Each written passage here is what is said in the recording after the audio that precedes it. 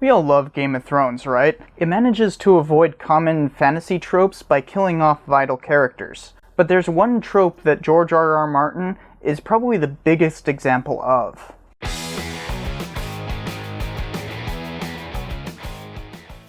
Hey, Cypher here.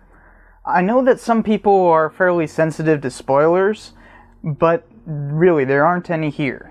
But I am going to discuss Game of Thrones lore. I have no idea why you'd want to avoid that, but you've been warned.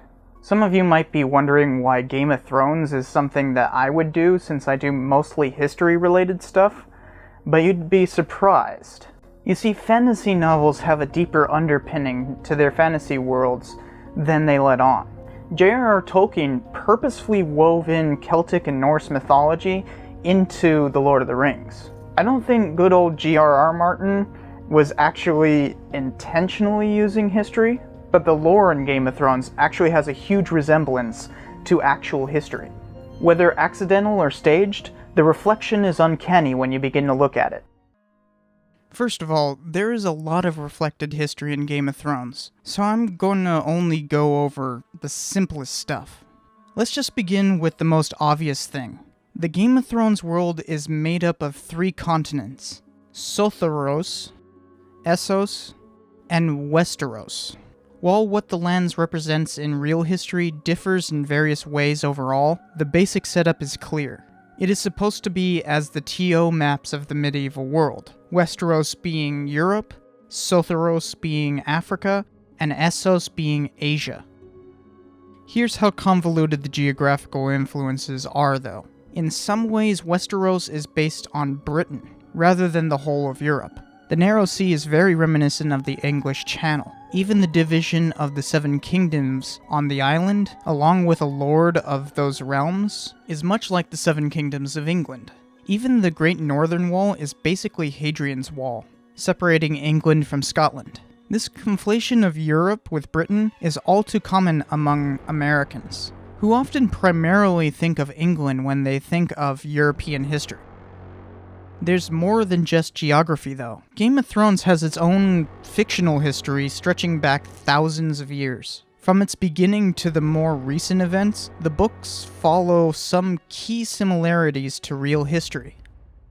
The first empire, called the Giscari Empire, is very much like the North African empires of the ancient world, mainly Egypt and Carthage, as well as the Persian Empire.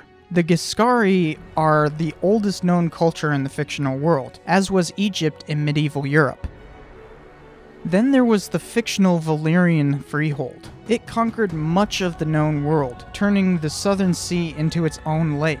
It defeated the Giscari and reigned supreme for 1,000 years until a natural disaster called the Doom broke its capital. Before the Doom, the capital was the greatest city in the world, and the Valyrians had great technology. But the Doom destroyed all that. Do you get it? I don't know if it can be more obvious. The Valyrians are the equivalent of the Roman Empire. The broken islands of its capital look like Greece. And even the political structure of the Valyrian Freehold is reminiscent of the Roman Republic.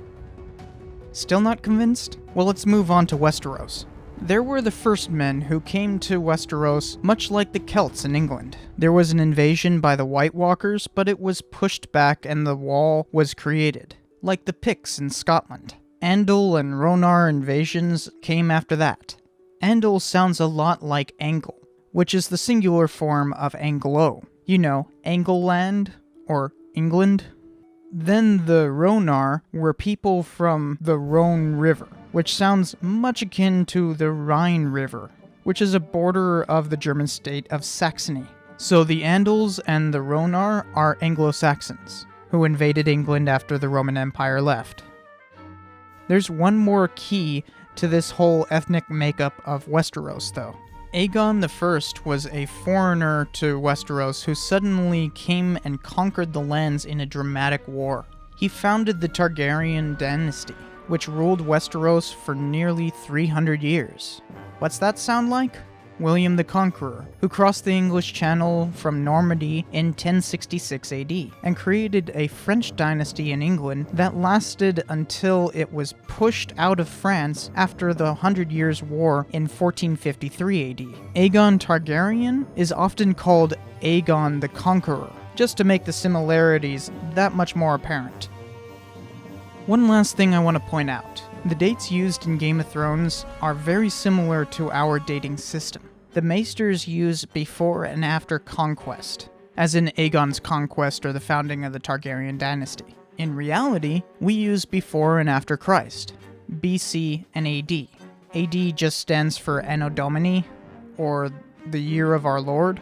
Some historians use CE, but that's just a feeble way of avoiding explicitly mentioning Christ without removing the actual reference. Our actual dating system is AD and BC, as Game of Thrones is AC and BC. You see how much the history in Game of Thrones is akin to reality? And it goes much, much more deep than what I have shown in this short video. I don't know if it's purposeful, but that doesn't really matter. If you know your history, then you can go and find these kinds of things in a great deal of fictional worlds. It's hard to imagine a world very different from our own, and so when engaging in the fantastic, authors often resort to repeating real history in their imaginary worlds. It's difficult to avoid, but for me, I find it kind of fun trying to spot out all these different historical reflections in fiction. And I also think that it's better because it gives a richness to the imaginary world that you can't just put in by making it up as you're going along. So I hope you liked it. Be sure to subscribe and check out some previous episodes, and I'll see you next time.